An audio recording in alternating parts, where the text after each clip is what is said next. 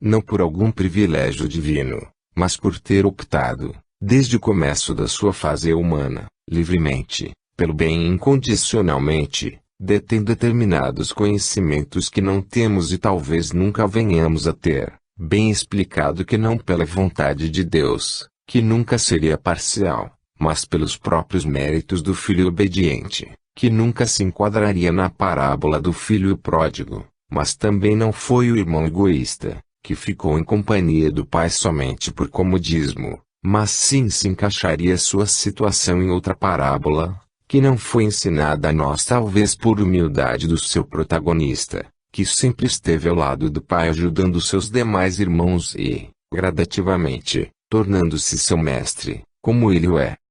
Nós, os restantes dos homens e mulheres terrenos, não fazemos a mínima ideia do que é nunca ter errado, pois que, na nossa trajetória, temos errado incontáveis vezes, sendo que, no máximo, não por fatalidade, que não existe, mas por rebeldia nossa, gradativamente, no curso dos séculos e milênios, vamos diminuindo a quantidade e gravidade dos erros até nos libertarmos das amarras terrestres, ou seja, de um mundo onde os defeitos morais ainda se sobrepõem às virtudes, até passarmos, um dia, a merecer habitar mundos onde predominam o bem.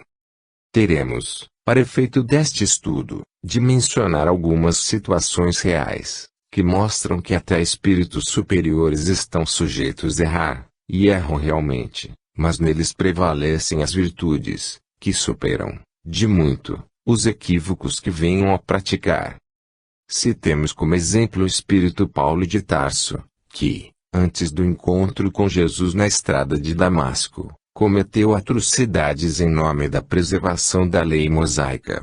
Continuando a tê-lo como referência, podemos relatar que ele mesmo, apesar de todo o progresso realizado como apóstolo dos gentios e nos séculos posteriores, apareceu, novamente, no cenário terrestre, como encarnado, no final do século XIX, na figura do Sadhu Sundar Singh, quando, apegado à fé hinduísta, tomou-se de ira contra Jesus e, em determinado dia, praticamente repetiu sua incompreensão daquela época anterior e dirigiu-se em pensamento a Jesus dizendo-lhe que somente acreditaria nele se ele se mostrasse de forma explícita, completando a ousadia ao dizer-lhe, ainda pelo fio invisível, mas poderoso do pensamento, que, caso não atendesse ao seu pedido e exigência, praticaria o suicídio, portanto, pela segunda vez, desafiando aquele que, na verdade, em estado de lucidez como espírito eterno,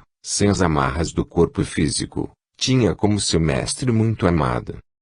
Mais uma vez repetimos que, mesmo com todo o progresso realizado em várias encarnações e com sua dedicação autêntica e total a Jesus, ao encarnar novamente, passou a sofrer da mesma miopia espiritual em relação ao Divino Mestre. Essa situação real vivenciada por um espírito reconhecidamente superior, imagine-se, agora, não mais a miopia, mas sim a cegueira quase total que oculta a verdade quanto aos espíritos medianos, os quais formam a maior parte da humanidade da Terra. Ao encarnarem, sua capacidade de compreensão da verdade, ou, em outras palavras, seus compromissos morais, assumidos quando ainda no mundo espiritual, ficam sepultados sob uma montanha de atavismos arquivados do passado muito mais próximo da animalidade do que daquilo que ainda está pouco sedimentando no seu íntimo, que são as virtudes e os bons propósitos. Tentemos responder a seguinte indagação, quando Jesus disse, vai e não peques mais, estava derrogando a progressividade evolutiva, pretendendo que a humanidade atinja a perfeição em um átimo de tempo, ou seja, a partir da prática do equívoco, o Divino Mestre simplesmente estava nos induzindo à honestidade conosco próprios a fim de cada um tentar, o máximo que consiga, ouvir e seguir a voz da consciência, que é Deus dentro de nós. São duas conclusões totalmente diferentes. Na primeira, proibidos de errar, os seres humanos teriam de transformar-se, de seres imperfeitos em espíritos puros, ou, no mínimo, em espíritos superiores, enquanto que, na segunda, devem ficar atentos para realizarem o melhor que consigam, mesmo sabendo que a natureza não dá saltos. O presente estudo pretende ser uma reflexão sobre esse assunto, que atormenta muitos que querem ser bons e se esforçam nesse sentido, muitos deles se sentindo culpados quando erram, quando, na verdade, cada erro deve ser objeto de análise serena sob as luzes das noções da evolução e do halo e auto-perdão. Não estaremos incentivando a irresponsabilidade, mas sim procurando tranquilizar nossos irmãos e irmãs sobre a necessidade de cada um fazer o melhor que consegue em termos morais, todavia, sem os sofrimentos enraizados pelo complexo de culpa que trouxemos das vidas que experienciamos na Idade Média Europeia, quando qualquer atitude que contrariasse os padrões obscurantistas da Igreja Católica e, pouco adiante no tempo, do protestantismo, era considerado pecado. Essas correntes religiosas, se contribuíram, por um lado, para a contenção de muitos abusos da humanidade de então, por outra parte, provocaram a sedimentação de muitas fobias nas pessoas que vivenciaram aqueles períodos, inclusive no que diz respeito à sexualidade, que, até hoje, é tabu na mente de milhões de pessoas, que sofrem com o desconhecimento da sua verdadeira essência. Joana de Ângeles, que viveu naquela época com extremos de alto rigor, agora, com uma visão muito mais ampla da verdade, tem pregado o alto amor, indiretamente combatendo aquilo em que acreditava anteriormente, ou seja, que os seres humanos deveriam tornar-se santos e santas de uma hora para outra, a peso de autocastigos e castrações morais. Iniciemos, então, nossas reflexões, pedindo a bênção de Deus, nosso Criador, e de Jesus, nosso Divino Mestre, para que sejamos realmente úteis aos nossos irmãos e irmãs em humanidade com estas análises, todas baseadas na ética do Cristo. Terceira parte, o caminho da redenção, escrever o presente no bem. Alguém pode estranhar a expressão caminho da redenção, mas ela é correta, pois, tirante Jesus, que descreveu uma trajetória evolutiva retilínea, todos os demais espíritos que passaram pela Terra estão se redimindo do passado de más intenções, assim, reescrevendo a própria história, até chegarem a iluminar todas as impregnações negativas que inseriram em si mesmos, nos outros seres e nos ambientes por onde passaram e na direção dos quais emitiram impulsos mentais negativos. Pode parecer uma visão pessimista da realidade, mas, na verdade, a cada um será dado de acordo com suas obras e isso tudo são obras, uma vez que cada sentimento ou pensamento já são, em si mesmos, criações no mundo real, que é a realidade espiritual e somente se desfazem, realmente, com a atuação do próprio Espírito que realizou as obras. Dessa forma processa-se a evolução de cada espírito, ao mesmo tempo realizando em direção ao futuro e refazendo o passado, escrevendo o presente no bem, ao mesmo tempo em que reescreve a própria história. A parábola do filho pródigo simboliza bem a evolução dos espíritos que não seguiram o bem desde o começo. Esse é o retrato do caminhar evolutivo da humanidade dos habitantes da Terra.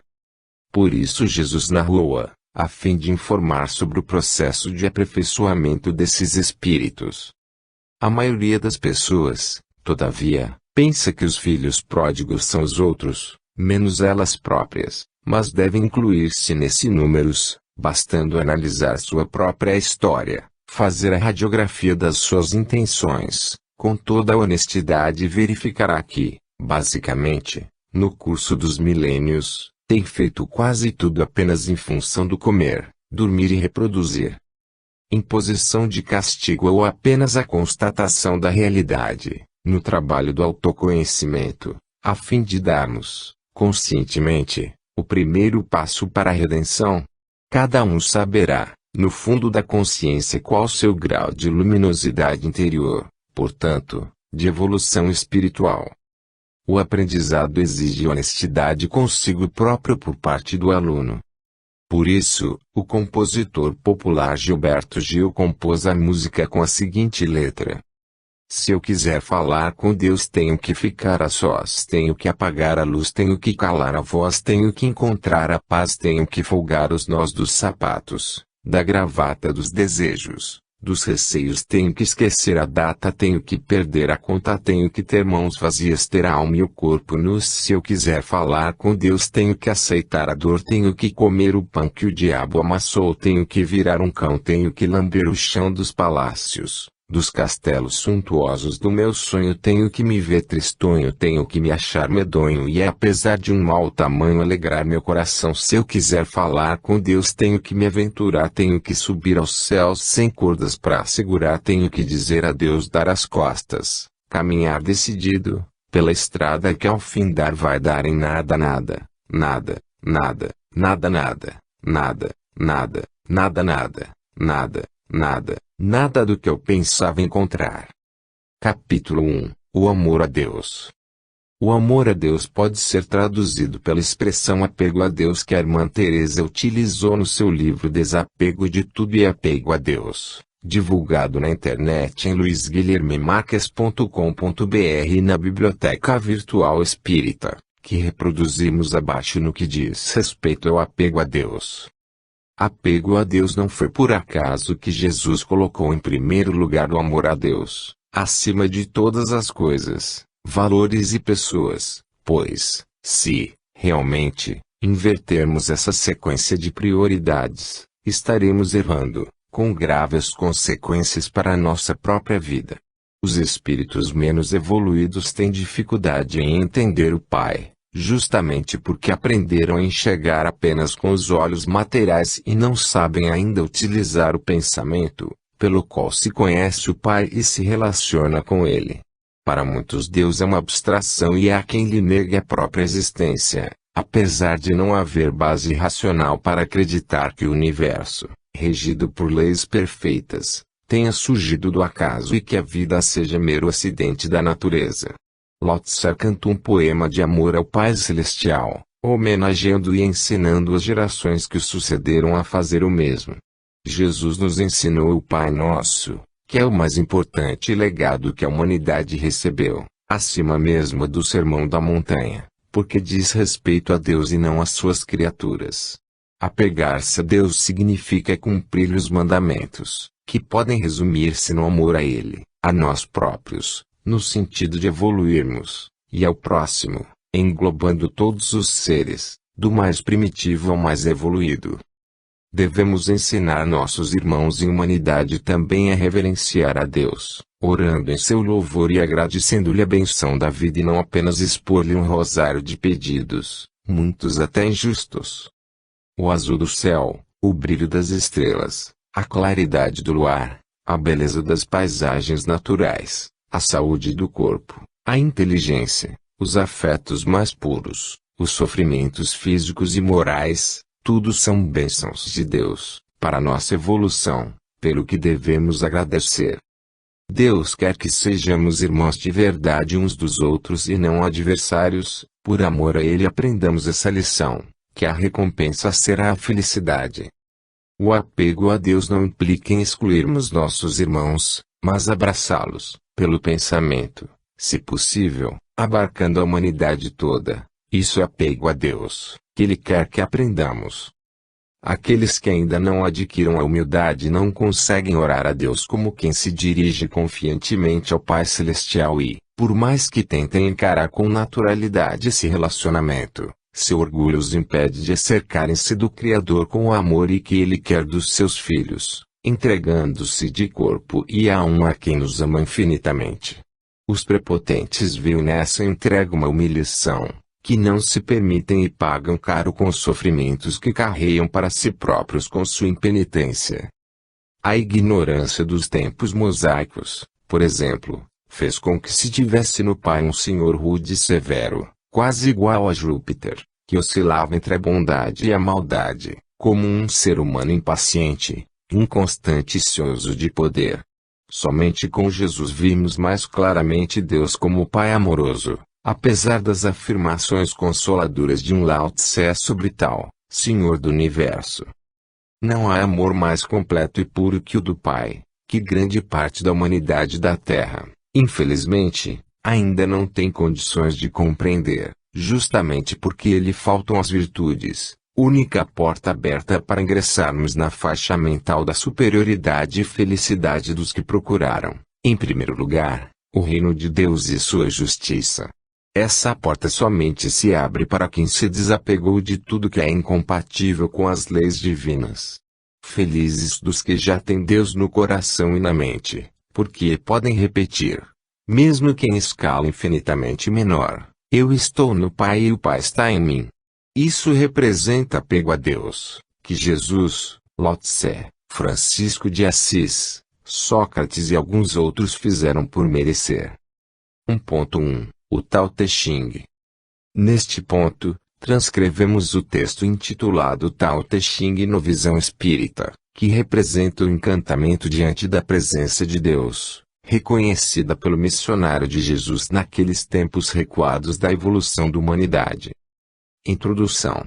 Colhemos o texto do seguinte endereço da internet, pt.xorce.org weblink. Todavia nele introduzimos algumas correções, pois a digitação e a própria gramática são ingratas, além de que mudamos o estilo para a prosa e selecionamos apenas os excertos referentes a tal, que, acreditamos, tenha sido a expressão utilizada com o principal significado de Deus, porém, não antropomórfico, mas imaterial, invisível, perfeito, infinito, a quem se deve amar acima de todas as coisas. Não concordamos com a afirmação de alguns de que se trata de uma doutrina panteísta, como podemos deduzir pelas suas expressões sobre tal. Quando fala em tal do homem presume-se que seja por simples pobreza vocabular daqueles tempos remotos, em que o número de palavras era reduzido, principalmente para expressar as realidades imateriais. Jesus, como se sabe, nunca deixou de enviar seus emissários a todos os povos, para ensinar-lhes a verdade, ou seja, as leis divinas. Lao Tse foi um dos missionários que o divino governador da terra determinou que encarnasse na velha China, a fim de instruir o povo sobre a verdade. O que se nota é que o texto é um misto de ensinamentos que se podem resumir no amor a Deus sobre todas as coisas e ao próximo como a nós mesmos. Aliás, essa é a essência de quase todas as correntes religiosas. Em seguida a cada trecho do livro de Lao Tse, colocado em itálico, estarão nossos breves comentários.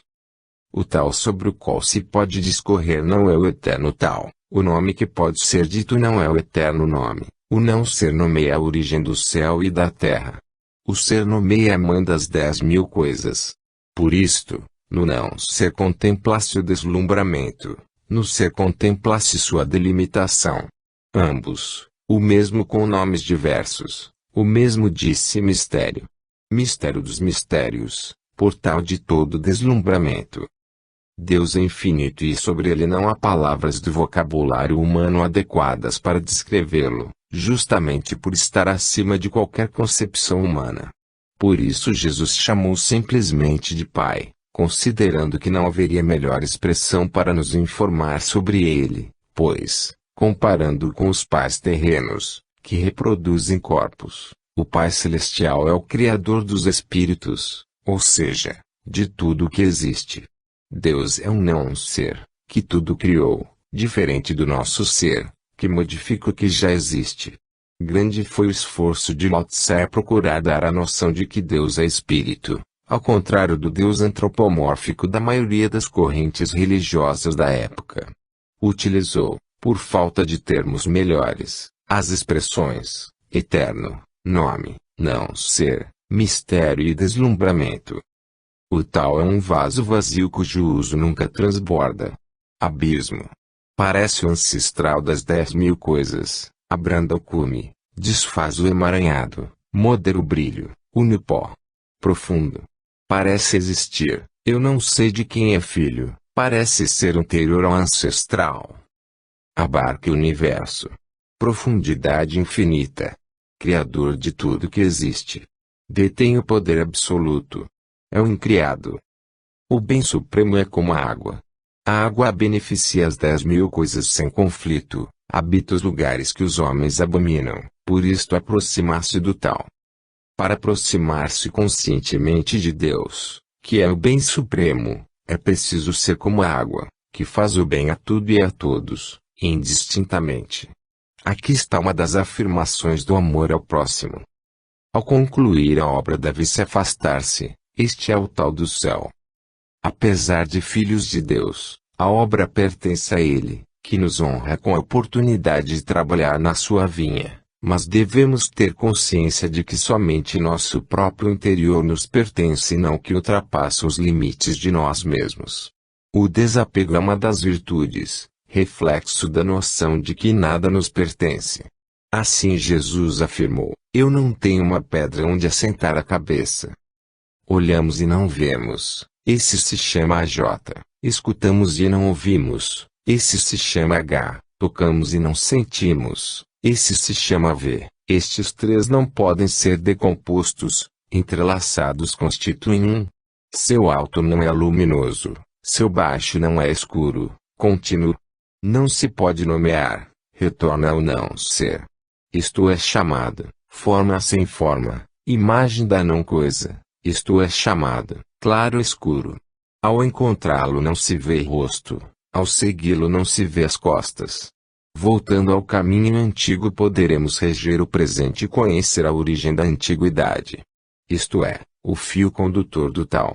Na antiguidade os que atuavam o tal estavam sutilmente penetrados no místico, tão profundamente que eram irreconhecíveis e, por serem irreconhecíveis, força-se a descrever seu aspecto exterior. Não há como descrever o indescritível e, somente pela visão espiritual, ele é perceptível. Os missionários que antecederam Lao Tse estavam sintonizados com Jesus, representante de Deus para os habitantes da Terra, sendo que tais missionários, por sua elevação intelecto-moral, estavam muito acima da humanidade terrena. Quem guarda o tal não deseja o muito e, por não buscar o muito, pode renovar-se. Quem pensa, sente e age segundo as leis divinas tem tudo que é importante para sua evolução intelecto-moral. Por isso Jesus afirmou: procurai, em primeiro lugar, o reino de Deus e sua justiça e tudo mais vos será dado por acréscimo. Ao haver o céu o tal. Ao haver o tal a adoração. O céu é a representação da perfeição relativa, resultado da evolução intelecto-moral, conforme as leis divinas. A continuidade da evolução vai em direção ao infinito. Quando o grande tal se retrai, surgem o amor humano e a justiça. Quando a sabedoria e a crítica prosperam, surgem as grandes mentiras. Quando os laços familiares se rompem, surgem o dever filial e paternal. Quando as nações estão em desordem, surgem os funcionários leais. Deus concede o livre-arbítrio aos seres que já alcançaram a razão, ou seja, a inteligência, na fase humana.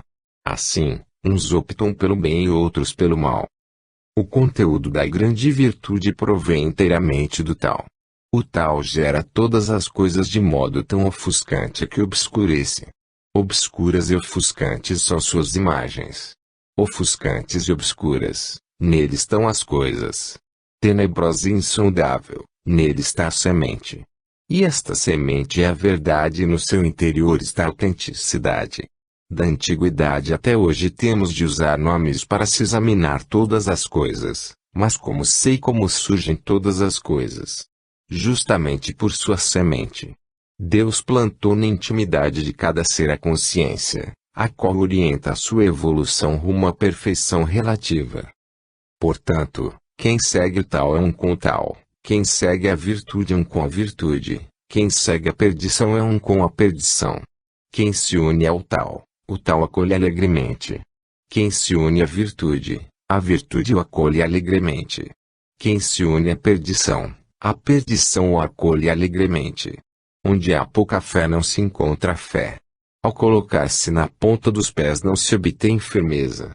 Com as pernas abertas não se pode andar. Quem aparece não pode brilhar. Quem se afirma não pode figurar. Quem se gloria não terá méritos. Quem se enaltece não pode perdurar. Para o tal ele soa supérfluo, parasita, coisas que todos abominam. Por isto, quem está no tal nelas não cai. Há uma coisa indefinida, mas perfeita, que existe antes do céu e da terra. Silenciosa e separada, fica sozinha e imutável, tudo permeia, mas nada põe em risco. Pode ser chamada de mãe sob o céu. Não sei seu nome, escrevo tal, forçado a nomear, chamo de grande. Grande significa além, além significa longe, longe significa retorno. Por isto, o tal é grande, o céu é grande, a terra é grande, o homem é grande. No universo há 4 grandes, o homem é um dos 4. O homem segue a terra segue o céu segue o tal segue a si mesmo. Jesus, que atingiu elevadíssimo grau de perfeição relativa, como espírito puro, afirmou: eu e o Pai somos um, informando-nos sobre sua sintonia com Deus. Também disse: a cada um segundo as suas obras, e vós sois deuses, vós podeis fazer tudo o que eu faço e muito mais ainda. Como visto, os antigos chineses tiveram acesso à verdade, através de missionários que afirmaram, desde tempos imemoriais, coisas que necessitam de reforço constante e logo envelhecem, isto é chamado sem tal. Sem tal logo não há tal atuante. Armas não são instrumentos de boa sorte, são coisas que todos odeiam. Portanto, quem está no tal com elas não se ocupa. A não violência estava, assim, aconselhada há milhares de anos, pois a paz é de Deus, como consequência do amor ao próximo. Tal. O intocável e inominável, embora muito pequeno, o mundo não o pode controlar. Porque Deus é pequeno. Porque, pelo estado de ignorância da maioria dos espíritos, não recebe deles o reconhecimento que deveria ter. Todavia, o mundo não o pode controlar, mas ele é quem controla tudo. Uma similaridade do tal no mundo: os riachos das montanhas e águas dos vales indo para o rio e o mar.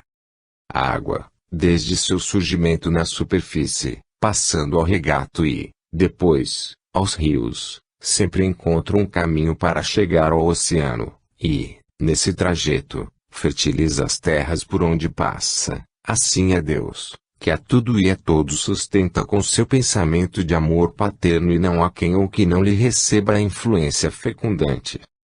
O grande tal é transbordante, está à direita, está à esquerda. As 10.000 coisas provêm dele e ele não as rejeita. Realiza a obra e não as chama de propriedade. Ele veste e alimenta as 10.000 coisas e não se assenhora delas. Não tem desejos e por isto é pequeno, mas, como tudo depende dele, chamamos grande. Deus preenche o universo, por ele criado. Dá as potencialidades evolutivas a cada ser e a cada um sustenta com seu pensamento de amor paterno. Seu único objetivo é a felicidade dos seus filhos e filhas. É pequeno, inexistente até, para quem não o reconhece como pai, mas, na verdade, é a origem de tudo. Música e iguarias fazem o peregrino estagnar, mas o tal surge da boca sem som e sem sabor. Olha-se e nada se vê, ouve-se e nada se escuta, usa-se e nunca se esgota. Para comprimir deve deixar expandir, para enfraquecer deve deixar fortalecer, para destruir deve deixar desabrochar, para retirar deve dar, isto é chamado conhecer o invisível. Os espíritos encarnados, muitas vezes, se deixam enganar pelo apego às coisas e interesses materiais, esquecendo-se de que são espíritos em cumprimento de tarefas programadas no mundo espiritual, que visam sua própria evolução intelecto-moral. O mundo espiritual é a verdadeira pátria do espírito e a realidade que lá encontramos costuma ser quase o oposto da material, sendo seus únicos valores as virtudes. O tal é eterno não fazer e nada fica por fazer. Se reis e príncipes o preservarem, as 10.000 coisas por si se transformam. A força do espírito está no pensamento e, assim, os espíritos superiores, mesmo quando encarnados, atuam muito mais através das suas vibrações mentais do que na azáfama diária, no corre-corre atrás das realizações materiais. Mais importante que mudar a realidade exterior é mudar o interior das pessoas, para tanto primeiro mudando a própria. Portanto, perdendo-se o tal, eis a virtude, perdendo-se a virtude, eis o amor humano, perdendo-se o amor humano, eis a justiça, perdendo-se a justiça, eis a moralidade. A moralidade reduz a fé e a fidelidade, sendo a origem de toda a desordem. O saber prematuro é a mera aparência do tal e o começo de toda a loucura. Por isto, o homem maduro atém-se ao real e não à aparência, atém-se ao palpável e não ao impalpável, afasto a lei e agarro aqui. Aqui também se aplica a lição de Jesus: procurai, em primeiro lugar, o reino de Deus e sua justiça, e tudo mais vos será dado por acréscimo. As realizações sem Deus são como construir a casa sobre a areia. O retorno é o movimento do tal, suavidade é a operação do tal. Sob os céus 10.000 coisas nascem do ser e o ser nasce do não ser. Quando uma pessoa superior escuta o tal, ela pratica zelosamente. Quando uma pessoa mediana escuta o tal, ela o segue alguns momentos e em outros não segue. Quando uma pessoa inferior escuta o tal, ela ri às gargalhadas. Se não rir alto, então não é o tal. Por isto existem as sentenças: o tal claro parece escuro. O tal progressivo parece retrógrado. O tal plano parece escabroso. A virtude suprema parece um vale. A virtude firme parece vazia. A virtude sólida parece vacilante. O grande quadrado não tem cantos. O grande talento não termina cedo. A grande música não se ouve. A grande imagem não tem definição. O tal se oculta no sem nome, só um tal pode bem atuar, dando a si mesmo. O tal gera o 1 gera o 2, o 2 gera o 3, o 3 gera as 10.000 coisas. As 10.000 coisas têm atrás de si escuridão, à sua frente elas abraçam a luz e vazio lhes dá harmonia. Deus é o Criador, outorgando às suas criaturas o poder de atuar no universo. Os espíritos superiores pensam, sentem e agem conforme as leis de Deus. Os medianos oscilam entre o bem e o mal. Os rebeldes às leis divinas riem dessas leis, desacreditando do próprio Pai. Quando tal reina sob o céu, usamos corcéis para puxar esterco. Quando tal não reina sob o céu, cavalos de batalha procriam nos pastos verdes. Quando as criaturas são obedientes às leis divinas, tudo é harmonia. Em caso contrário, multiplicam-se as rivalidades. Saber bastar-se no que basta é o bastante. Sem sair de casa conhece-se o mundo. Sem olhar pela janela vê-se o tal do céu. Quanto mais longe se vai, menos se conhece. Por isto, o homem santo não viaja e conhece, não olha e sabe, não age e realiza. No estudo a cada dia se cresce mais, no tal a cada dia se decresce mais e decresce, até chegar-se à não ação. Na não ação nada deixa de agir. A força do espírito está no pensamento, e quanto mais se sintoniza com as leis divinas, mais se adquire força mental.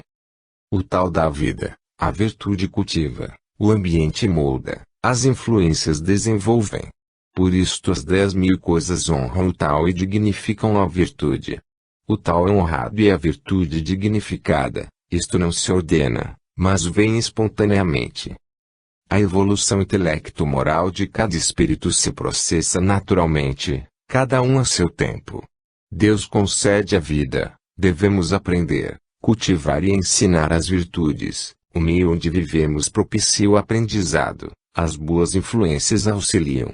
Todas as circunstâncias, positivas e negativas, são planejadas por Deus como impulsionadoras da evolução intelecto-moral.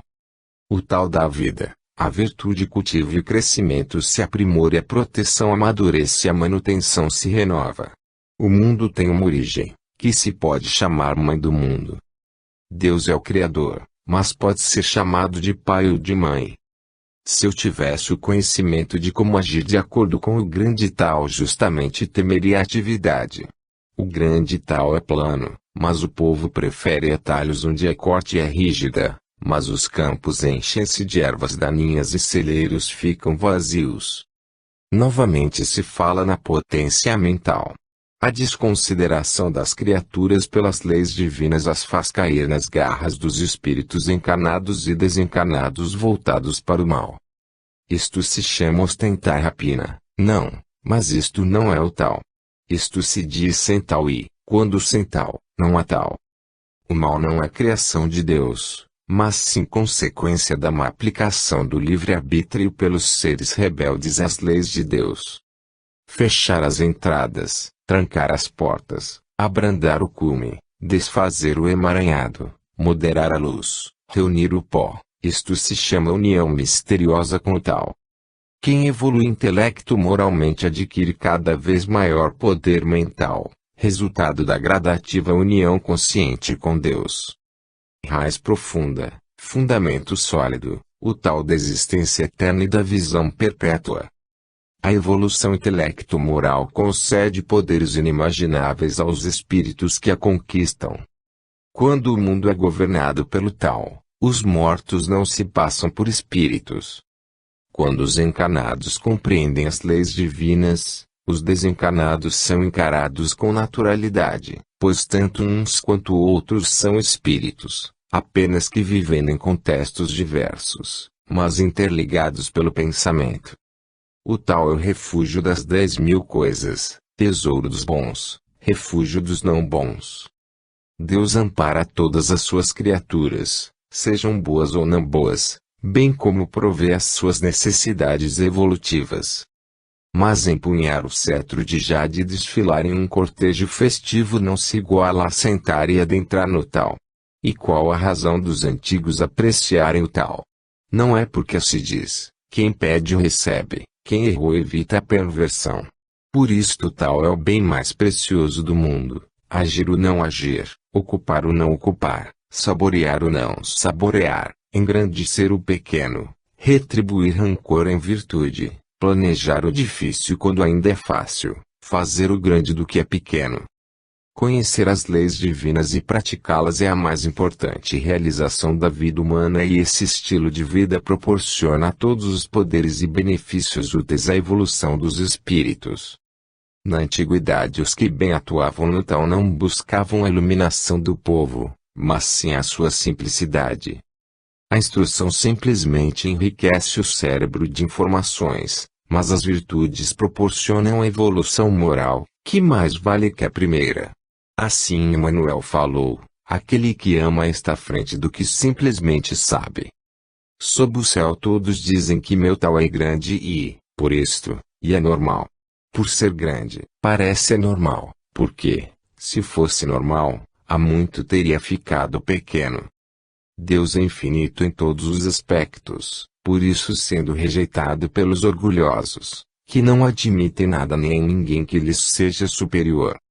O tal do céu, sem lutar, é hábil em vencer, sem falar, é hábil em responder, sem sinalizar, vem por si, passo a passo, é hábil em planejar.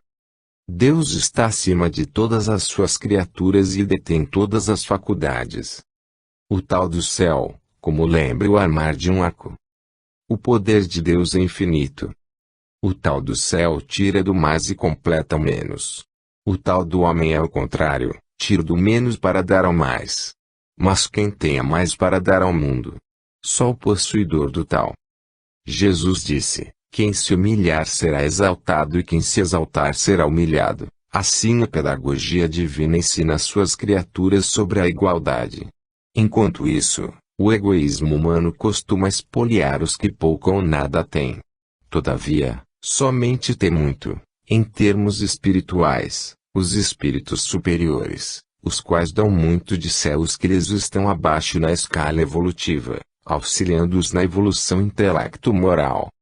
O tal do céu não tem sentimentos, mas sempre está com o homem bom. Deus não distingue entre seus filhos e filhas uns dos outros, sejam bons ou não bons, mas recompensa os primeiros para mostrar aos outros que vale a pena serem bons. O tal do céu beneficia sem prejudicar, o tal do homem santo age sem lutar. Deus somente beneficia, mesmo quando parece castigar. Os espíritos superiores nunca castigam a ninguém.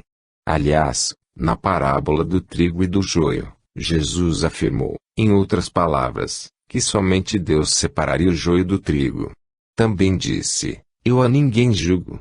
E não julgueis para que não sejais julgados, pois, com a mesma medida com que medides, sereis medidos. Capítulo 2 – O Alto Amor. Transcrevemos aqui o texto intitulado O Alto Amor no Visão Espírita, divulgado no seguinte endereço da internet, luizguilhermemarques.com.br. Não colocaremos aspas. O Alto Amor no Visão Espírita.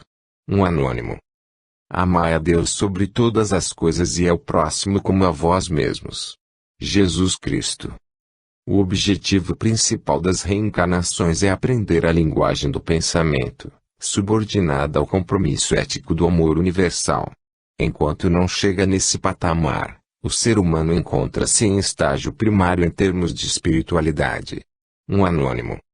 Quando Jesus resumiu a lei e os profetas na frase: Amai a Deus sobre todas as coisas e ao próximo como a vós mesmos, muitos entenderam, com relativa facilidade, o que é amar a Deus, porque esse ensinamento vem desde o início da humanidade, diferenciando-se a lição de Jesus apenas pela informação de que o Pai deve ser adorado, amado, em espírito e verdade, ou seja, espiritualmente e não através de manifestações exteriores. Outros tantos se esforçaram para compreender quem seria o próximo, acreditando que se tratavam apenas dos seres humanos, mas são todas as criaturas de Deus, desde os minerais até os espíritos puros, como é o caso de Jesus, conforme exemplificado por Francisco de Assis. Mas o amor a si mesmo nunca precisou de tanto esclarecimento quanto agora, quando a humanidade da Terra ingressará na fase da regeneração, em que os paradigmas são bem mais elevados do que os até então admitidos, ou seja, admissíveis para os habitantes de um orbe de provas e expiações. Este estudo pretende tratar do alto amor, que não é o que muitos pensam, ou seja, o orgulho, o egoísmo e a vaidade, mas sim a aquisição das virtudes da humildade, do desapego e da simplicidade. Basear-nos-emos no ditado de um espírito amigo e o comentaremos item por item. O autor espiritual relacionou 3 itens como posturas de alto amor. 1. Você vive com aquilo que tem, suas emoções, seus sentimentos e sua cabeça e não com o que é do outro. Cada um somente tem aquilo que consegue levar para o mundo espiritual, pois tudo mais lhe é emprestado por um pouco de tempo. Pensemos nisso, a fim de não estarmos a correr atrás de fantasias. A maioria dos encarnados vive em função do que não tem e sofre muito por isso. O autor enumera 3 coisas que todo mundo tem: suas emoções, seus sentimentos e sua cabeça. O que são as emoções, os sentimentos e a cabeça? Como alguém conseguirá viver bem, estando apegado ao que é do outro? E o que significa algo que é do outro? É tudo que não tenho. 2. É um erro passar a maior parte da vida submetido à aprovação e ao apoio alheios. O principal objetivo das reencarnações é a aquisição do poder mental no bem. Para tanto, ninguém precisa de aprovação ou do apoio alheios, pois o caminho é individual, apesar de que quando o discípulo está pronto o mestre aparece, ou seja, o fruto amadurece naturalmente. A dependência afetiva doente é altamente prejudicial, pois o único apoio que nunca falta é o de Deus, a quem devemos nos desapegar, tanto quanto nos desapegarmos de tudo e de todos, apesar de aprendermos a amar a tudo e a todos, universalmente. Apegar-se é uma coisa, amar é outra, sendo a primeira nociva e a segunda saudável. Quem se restringe, se omite, se acovarda quando deve tomar uma atitude no bem, não pode alegar nenhuma justificativa em sua defesa, mas sim deve encher-se de coragem para direcionar sua vida no rumo do progresso intelecto-moral, sem aguardar apoios externos, aprovações de uns e outros, pois Deus sempre encaminhará soluções, na maioria das vezes através de aparentes acasos. A noção de alto amor não exclui, de forma alguma, o amor conjugal, filial, paterno, materno, etc., mas sim pretende reforçar em cada um a autoconfiança, a iniciativa, a fé em Deus, a certeza de que merece ser feliz e coisas semelhantes. É um exercício diário de conscientização e não apenas a leitura de um livro ou lições esparsas. 3. Quando incorporamos um personagem, sacrificamos o próprio espírito ao dar satisfações do nosso modo de ser.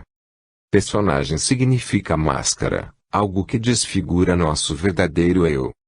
Não devemos usar máscaras, mas sermos nós mesmos, naquilo que somos de melhor. Muita gente usa máscaras, uma para cada ocasião e, assim, vive infeliz. Outros assumem o que tem de pior, mas esse não é seu verdadeiro eu, mas sim seu ego. Jesus falou: vós sois deuses, vós podeis fazer tudo o que eu faço e muito mais ainda. Esse é o eu de cada um e quem se contenta em não realizar sua perfectibilidade está se subestimando. Esses não realizam o alto amor. Não devemos prestar contas a ninguém da nossa procura pela própria evolução intelecto-moral, ou seja, não devemos deixar que ninguém nos desvie dessa rota. Podem prender nosso corpo, mas ninguém aprisiona o pensamento de outrem, que voa e vai a qualquer ponto do universo. 4. Quanto mais poder você der a outro personagem, mais o outro personagem você se tornará. Já dissemos que personagem é máscara. Se alguém usa máscara, não imite, pois, em caso contrário, você será uma farsa tanto quanto ele o é.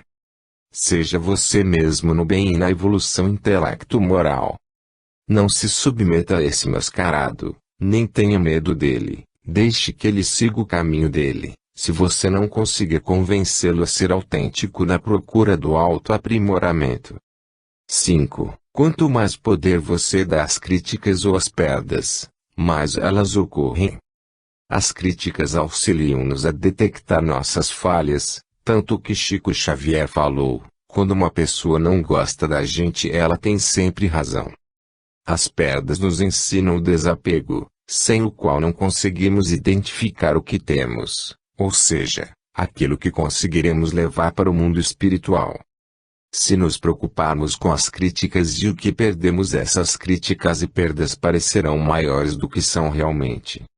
Por isso Jesus falou: se alguém te pede a túnica, dá-lhe também a capa. Se alguém quer te obrigar a dar 1000 passos, vai com ele mais 2000. Dá quem te pede e não voltes as costas ao que deseja que lhe emprestes. 6. Dentro de você, se você dá poder aos outros, com certeza, você estará se anulando. O que importa é o que está dentro do espírito, pois somente isso ele leva para o mundo espiritual, ou seja, somente isso ele tem. Se o espírito permite que o outro lhe anule os bons propósitos, seu prejuízo é evidente. Há quem seduz aos outros para o mal utilizando vários argumentos, mas nenhum deve ser admitido, pois toda união sadia só existe no bem, porque o mal somente gera infelicidade, sofrimento, vazio existencial, etc. Ninguém deve permitir que outrem o desvie do bom caminho, ou seja, do autoaprimoramento intelecto-moral. 7. Ninguém é menor do que outrem. Se há os mais evoluídos e os menos evoluídos, todos são igualmente filhos e filhas de Deus, o qual ama a todos igualmente. A parábola dos trabalhadores da última hora resume várias lições, sendo uma delas de que o Pai ama a todos por igual, tanto que ali se diz, em linguagem simbólica, que, ao final da jornada, todos receberam o mesmo salário. 8. Pare de pensar que não merece ser feliz, mude já de forma de pensar. Alguns pensam que não merecem a felicidade porque não são belos, outros porque não se destacam pela inteligência, outros porque não são ricos e assim por diante. Mas a felicidade é universal e nada tem a ver com o que está fora do íntimo de cada um. Ser feliz, todavia, não é podermos contar com a afetividade de quem não esteja disposto a nos declarar afeição, porque há muitas outras pessoas que nos amam, bastando nos abrirmos para elas. Muitos se sentem infelizes porque querem obrigar uma determinada pessoa a aceitar-lhe a convivência, mas isso é autoritarismo, é egoísmo e não amor, pois quem ama dá, sem esperar retorno. A sua felicidade independe das outras pessoas e está dentro de você, caso você faça tudo corretamente, no sentido mais elevado da palavra. 9. Quanto mais importância e poder você der aos seus objetivos idealistas, aos seus pensamentos no bem e às suas verdades verdadeiras, mais fortes eles ficarão. Concentre-se em torno dos seus objetivos idealistas, pensamentos no bem e verdades verdadeiras, que o tempo transcorrerá cheio de felicidade para você, independente das turbulências que ocorram em volta, provocadas por aqueles que só se sentem bem no meio dos tumultos. Com a continuidade no bem, sua força mental aumenta e você terá menos dificuldade em isolar-se interiormente das ciladas do mal. Tudo conspira para a felicidade e o bem, pois esse é um dos itens da lei de Deus. 10. Respeitar-se é fundamental. Quem se prostitui moralmente não está exercendo o autorrespeito. Desrespeitar-se é o perfectível é vender barato sua própria consciência. Respeitar sua perfectibilidade, sua filiação divina, isso é imprescindível para a paz interior, a felicidade, a autorrealização como ser humano. Nada compensa a falta de autorrespeito.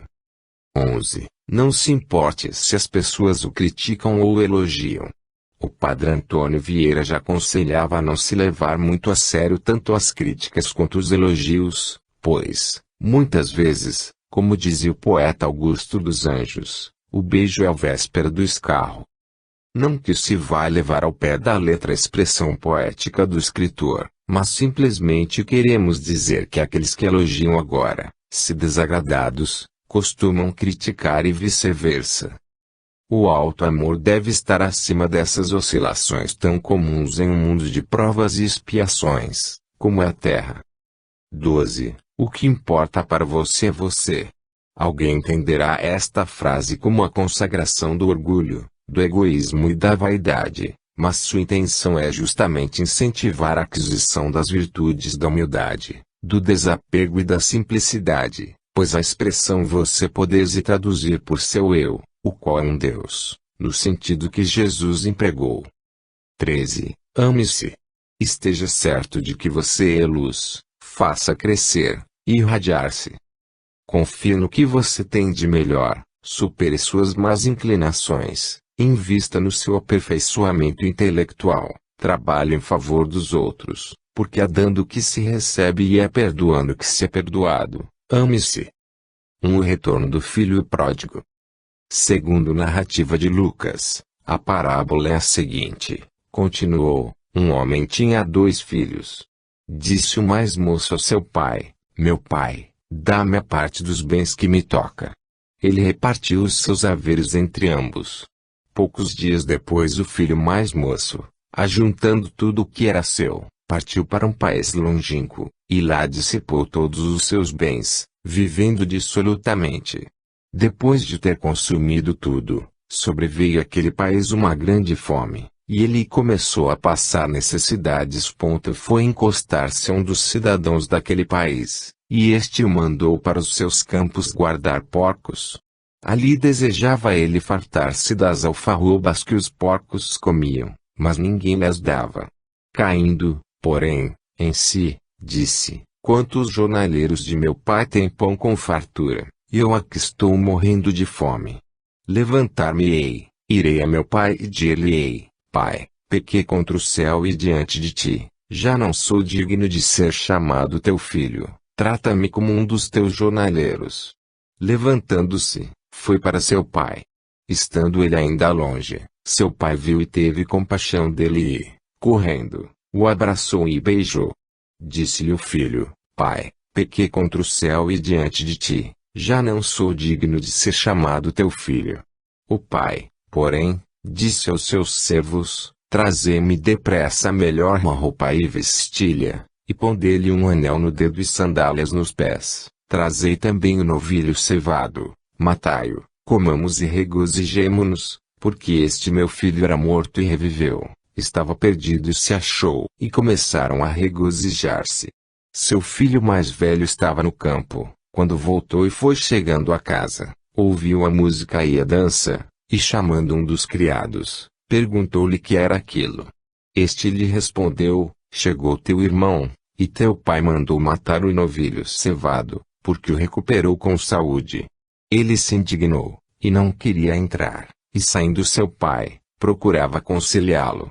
Mas ele respondeu a seu pai: há tantos anos que te sirvo, sem jamais transgredir uma ordem tua, e nunca me deste um cabrito para eu me regozijar com os meus amigos. Mas quando veio este teu filho, que gastou os teus bens com meretrizes, tu mandaste matar para ele o novilho cevado. Replicou-lhe o pai: filho, tu sempre estás comigo, e tudo o que é meu é teu. Entretanto cumpria regozijar-nos e alegrar-nos, porque este teu irmão era morto e reviveu, estava perdido e se achou. Meditemos sobre nós mesmos, nossas intenções passadas e presentes, a fim de, como diz Gilberto Gil, procurarmos falar com Deus. 2. O percurso até a casa paterna.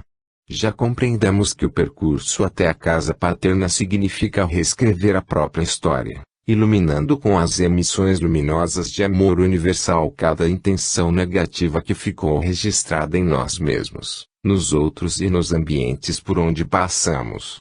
Isso demanda inúmeros milênios e não se processa em uma única reencarnação, mas em inumeráveis, segundo o esforço e a determinação de cada um. Mas, como Deus não conta o tempo por meses ou anos, mas considera apenas o grau de luminosidade que vamos adquirindo, quando tivermos resgatado todo o passado, seremos espíritos puros, tanto quanto Jesus o é há bilhões de anos. Estaremos tão puros como aqueles que nunca tiveram más intenções, ou, em outras palavras, nunca erraram, pois os erros se apagam por iniciativa de quem errou. Entendamos que essa é a estrada evolutiva dos espíritos que, em dado momento, se desviaram da estrada do bem, ou seja, optaram pelos defeitos morais do orgulho, egoísmo e vaidade. 3. Reescrever a própria história e escrever o presente no bem. Estamos repetindo, com palavras diferentes, a mesma ideia, para reforçá-la. A repetição é o único argumento da retórica, já dizia Napoleão Bonaparte, que foi um grande orador. É o que viemos fazendo, a fim de contribuir para a fixação dessa ideia básica na nossa própria mente. Escrevendo o presente no bem, caminhando para frente e, olhando para trás, para retificar o que impregnamos com o mal, eis os dois propósitos que devemos ter em mente.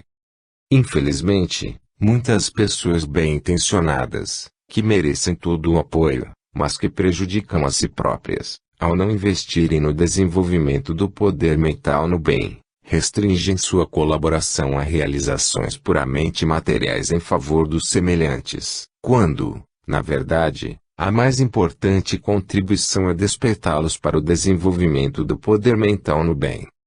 Chico Xavier participava da distribuição de pães e moedinhas aos que engrossavam as filas quilométricas de pedintes, mas seu objetivo principal era invisível aos olhos materiais e ninguém sabe o que ele realizava em favor de cada um daqueles irmãos e irmãs. Para se ter uma ideia do grau de necessidades espirituais, certa vez ele teria dito, em outras palavras, nestas filas há espíritos que, se não estivessem nesse estado de penúria e detivessem certo grau de poder, inviabilizariam a própria vida na Terra. Aquelas doações, que muita gente criticava, taxando de preguiça ou, até, de hipocrisia, tinham uma finalidade muito mais relevante, em termos espirituais, de despertamento espiritual para quem tivesse condições de ingressar nessa faixa de compreensão. Entendamos que o trabalho de Chico Xavier e dos missionários mais elevados do bem não é construir prédios, editar leis, em suma, realizar obras materiais, mas sim induzir as pessoas para o desenvolvimento do poder mental no bem, porque, ao invés de darem o peixe, estarão ensinando a pescar. 4. A autocura espiritual no estágio atual da humanidade da Terra, mundo de provas e expiações. A maioria dos seres humanos querem ter saúde para desperdiçá-la e não para empregá-la em função do seu próprio progresso espiritual. Assim, quando adoece o corpo costumam desistir